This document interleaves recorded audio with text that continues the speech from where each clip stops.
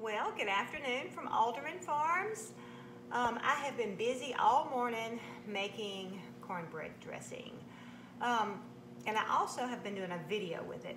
And I told Tommy, I said, you know, I couldn't do this whole video live because it's a long process. Not that anything is real hard about making dressing, but you've got to boil your chicken and stuff like that. So in doing the video, it's probably taken me a couple of hours, which is a little longer than normal, but because I've been filming and everything. But I told Tommy, I said, why don't we go live while I mix the dressing? So I have everything ready to be mixed up to make dressing. And I wanted to tell y'all a little bit about what I've done, because we're not going to answer any questions or anything once we start making the video, the recorded video. But this is cornbread. This is a double batch of cornbread. This is my regular cornbread recipe with no sugar. We don't put sugar in our cornbread dressing. This is enough to make a large batch of dressing. This is 6 eggs boiled and chopped up. I have 1.5 cups of cooked rice. This is chicken giblet gravy. You used to could buy it in a can, and we always put a can of it in our dressing, and they quit making it, so I make my own. This is broth made from cooking chicken necks that I had left over from when we slaughtered. This is 2 sticks of butter, 2 large onions, and about 3 ribs of celery sauteed until it's very tender. Right here is broth from chicken thighs that I bought at the store. It's about 15 thighs, and it's made a very rich broth. I may not use all of this broth, but I have it. And then this is about 1 bunch of green onions chopped. So I believe that's it. I need to get my recipe. Oh, this is the chicken. This is just the chicken parts. I actually have used the giblets that we cooked, that I cooked in the broth. I pureed it and put back in the gravy, the chicken giblet gravy, except for not quite all of the liver, because I'm not crazy about liver. So I'm going to use this chicken for something else, maybe chicken and dumplings or something like that. And I like to just eat chicken necks, so, you know, that's just a weird thing.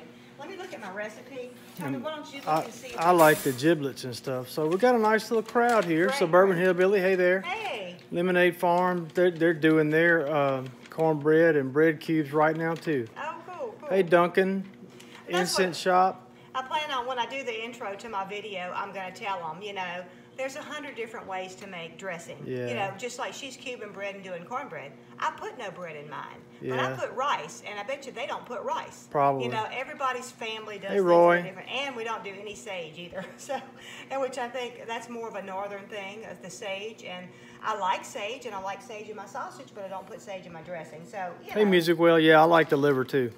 Okay, let me go over it. Cornbread, got my boiled eggs, got my cooked rice. My butter and onions. Hey, Food Forest. Chicken giblet gravy. And green onion. Okay. Lone Star. Okay, just for those of you coming in late, this is just kind of a little quick live behind the scenes thing. Patty has been working on putting together her cornbread dressing, and she's been making a video. And so... But see, you're not supposed to film that way. Now you're showing that I have a mess to clean up, No, too. They're not seeing that. So, we're fixing to start rolling again on the video that will be edited, and Patty has told me she needs it edited and up today. Yes. Which shouldn't be hard, because she's really gotten good at this. So, we're not going to be... Yeah, so are you ready to go, Patty? Yeah, you can go ahead and start. All right, so I'm about to start her phone recording for her next step in her video. So we're going to be quiet, and you guys are so y'all all be quiet. Don't make any loud noises to interfere with the video. All right, Patty? All right. 1, 2. Okay, now that I have everything completed, it's time to mix the dressing. And I like to mix my dry ingredients first. And had it not been made so much, I would mix right in this pan, but I don't think I'm going to have enough room, so I'm going to put it in my big dish pan. My big dish pan that I don't do dishes in, I do food in. So, all right, I'm going to set this back here. And remember, my goal was to be able to have enough cornbread for Christmas, dressing for Christmas too, so I'm hoping that'll happen. As I turned it over, I see some chunks, And so I'm just trying to break those up. And when I say dry ingredients, I mean I'm gonna mix my eggs in here and my rice. And y'all, I worked at a restaurant, so I do use my hands.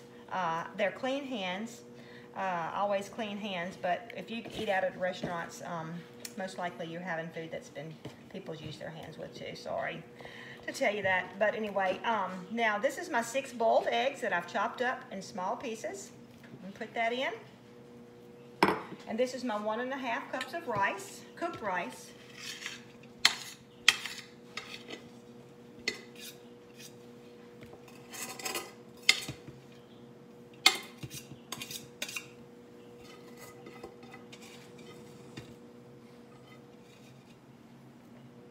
Okay. All right, now I'm just going to mix all this together where it's all mixed good.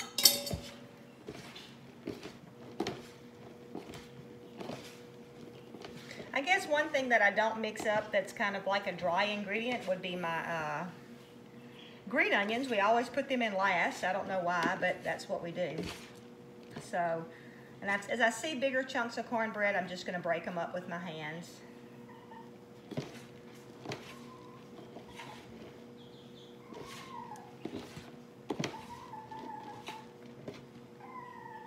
And you definitely wouldn't want any chunks of rice. If you see any of your rice sticks together, break that up too. Okay, now I want to make sure I get all of my chicken giblet gravy in, so I'm going to add that first. And that turned out nice. And then I'm going to put my gravy that I did, my chicken neck broth. And remember, you don't have to use chicken necks. It just makes a tasty gravy. Oh, I want to get my my onions and my celery that's sauteed in 2 sticks of butter and get that in there.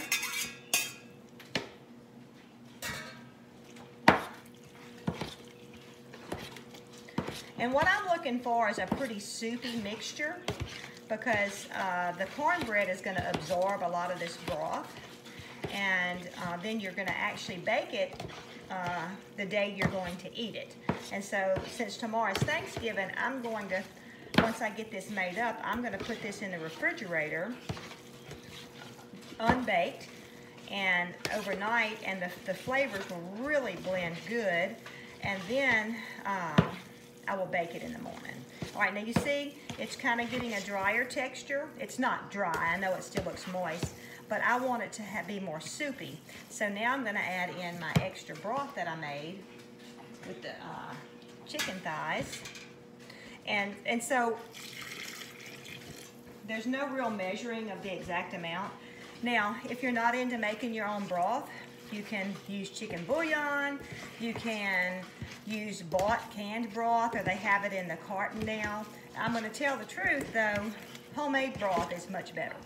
So, but if if you're in a pinch or you just don't want to do all the cooking of the stuff and everything, you can do that. All right, now that's pretty soupy, but it's still absorbing pretty good. And here's the thing, you'll bake it, everything in here is cooked. So really, you just have to bake it till it gets good and hot. And through and through. If you put raw eggs, you would have to make sure you cook it long enough for the raw eggs to get done. I'm gonna add a little more broth, because as the liquid evaporates, it will really make it good and tasty. So, and if you put it in the refrigerator overnight and you see that it absorbs all the broth, you can always add more broth to it before you bake it. But I'll take some of that broth and make a gravy, because Tommy likes gravy on his dressing. So now I'm pleased with this. Can you look at the camera? Mm-hmm. Can you see how soupy that is? Mm-hmm. It's very, very soupy. Okay, now I'm going to add my green onions. And this is 1 bunch of green onions chopped.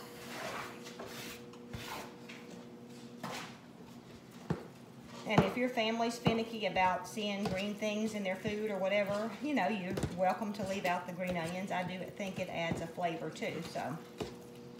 Well, I mean, I know it does, but, you know, it may be something that your family doesn't like, and that's fine.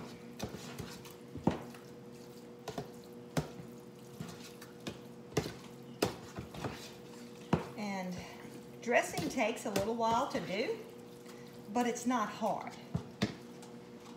It's not hard at all. All right, I tasted it a while ago. All my broth and everything has plenty of salt, but I want to taste my dressing to make sure, but it should be plenty salty too. That's good. Okay, so now I'm going to put it back in my pan, and I hope I have too much to go in my pan, where I can have some in the freezer already.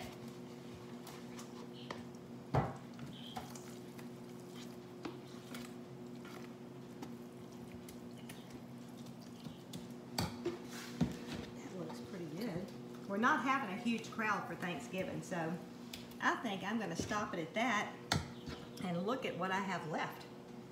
So I have plenty left for Christmas, and I'll put this in a pan. I probably will put it in a throwaway, like tinfoil pan, and that way, yeah, I think this is going to be plenty, maybe another spoon or two. That way, and I'll put it in the freezer just like this, and so I can just take it straight out the freezer, let it thaw, and get it in the oven. So, and I may have some of this left too for Thanksgiving, for Christmas, but we'll see.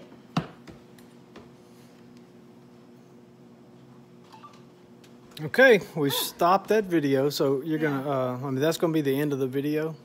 Yeah, I got to do the intro and outro because you make me do that. Oh yeah, and you hadn't put pepper in it yet. I don't put pepper in my dressing. I should have said that. I put pepper in your dressing, baby. Yeah. His mama always used a lot of pepper and black pepper. She made her dressing almost exactly this way, except she put raw eggs. I think that's the only difference, and pepper. Yeah. And you would be surprised at what a difference in the taste that pepper makes. Not to me, not necessarily better, but it just changes the flavor of the dressing. To me, it's better. And Tommy, because that's the way he was raised. That's what he was raised on. So. Well, it's part of it is the nostalgia of it, that it reminds me of my mom, and reminds me of her dressing. So, and I remember Mom's dressing being pretty dry. Yeah, your mama did make a drier dressing. That's good. Not good, and it'll be even better once the flavors blend in. It'd be better when I put pepper in it. Hey, Sherry at 7D. Hey, Sherry. Speaking of 7D, y'all, we are having a show tomorrow night. Yep. On Thanksgiving evening. And most of it is going to be talking about our Stuff Made by Our Friends page at AldermanFarms.net/gifts. That's right. AldermanFarms.net/gifts. I need to say on here, too, that I bake it covered first, and then I uncover it to get the dryness that I want. All right, you want to do that now? Yeah.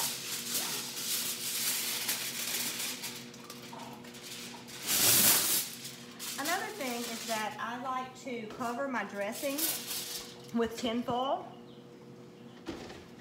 while it's baking. And once it's good and hot, then I uncover it and go for it, and where some of the moisture can evaporate and go for the dry, I don't know the correct word, but like the dryness that you want of the dressing. Some people prefer a more moist dressing. Some people prefer a dry dressing. And I'm out. Nope, I'm not out. And so anyway, I always cover my dressing when I bake it. You bake it on 350 for, I would look at it in about 30 minutes and give it a good stir. If you're ready, if it's good and hot, you might want to go ahead and take the tinfoil off and let it bake for another 10 or 15 minutes where it gets a little brown on top. But just whatever your liking is, whether you like a dry dressing or a moist dressing, that would be determined on how long you bake it without the tinfoil. So anyway, like I was saying, if you go to AldermanFarms.net/gifts, GIFTS, you can see the makings of the list. It's growing. It is. And it is so cool. I think we got about 20 vendors on there. And Sherry, the reason I thought about that is because 7D Farm is on there. And, I just got a message from Robin at Big Bear Homestead, so that she has just emailed me. So in the next 10 or 15 minutes, they'll be added. What's the question? How does one run out of tinfoil? Really? Yeah, she says, how does somebody run out of tinfoil? How in the world can that happen? I can't find tinfoil. And we don't even wear tinfoil hats around here. So if you're not sure what I'm talking about with this Christmas list, we have decided that we want to accomplish two things at once. If you're not wanting to buy Christmas gifts from big box stores and huge retailers, we want to provide a shopping guide of sorts for you to where you can go get unique quality gifts handmade by people who love what they do. And at the same time, support our friends who make stuff to sell. And the list is going to grow. We've decided to leave the page up all the time, so I didn't name it a Christmas list. The page is called Stuff Made by Our Friends. And it's, again, the hyperlink is just AldermanFarms.net/gifts. So if you have missed us talking about that, we're going to be talking about that on our show tomorrow night. We're going to be highlighting photographs that have been sent. We're probably not going to get through the whole list tomorrow. We'll do it every Thursday night until Christmas. We'll try. Well, I think we need to try and at least name everybody tonight. You mean tomorrow night? Yeah, tomorrow night. Yeah, we'll try. We need to do that because I would think everybody's expecting that. We just weren't expecting so many people to respond. But I think you're also doing something first, right? Well, I'm supposed to be making shrimp. Shrimp Creole. Or etouffee? Shrimp Creole is what you said. Yeah. Yeah, so we're going to be Making Shrimp Creole live first. I just was not even thinking, I don't have to cook Thursday. We have all things. I know, but still. But I said it, so. So she's going to do it. I'm going to do it.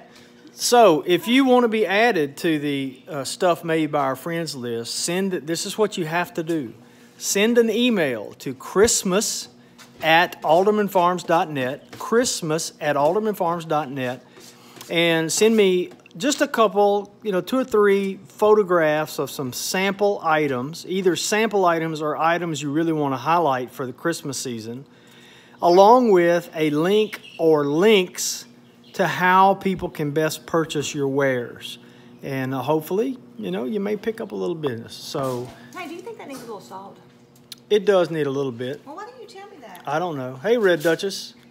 Hey, Mark. So Sherry said, don't feel bad. She runs out of plastic wrap all the time. Oh, well, and she buys the Sam's Club size. Yes. Oh, man. I've had some that's lasted me for years, but I'm almost out of both sizes. Me too, Lone Star. Lone Star says, I'm just as excited for leftovers as the Thanksgiving meal. That's exactly right. Suburban said her mother's dressing tastes like compressed cardboard. Bless her heart. Oh, you know what? I What? didn't spray anything in this pan. I guess. Valerie's making it too. Cornbread dressing is one of those things, one of those dishes, Lone Star, that tastes better the next day and the day after that. It seems to continue to develop flavor. It's really, really weird. Yeah, I really when it gets to be 4 and 5 days old. All right, guys. Thanks for hopping on with us. And There's no more questions or comments. no more. No, I don't think so. They were good and was quiet. So you told me to be quiet. Yeah, thank y'all for being quiet while we were filming.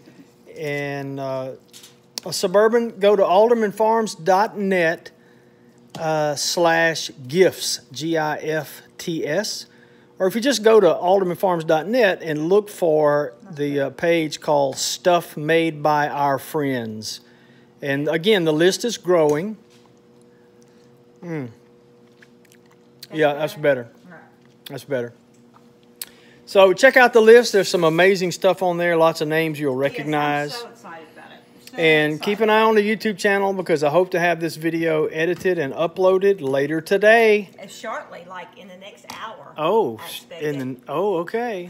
Say bye. Bye, y'all. Thanks for joining us.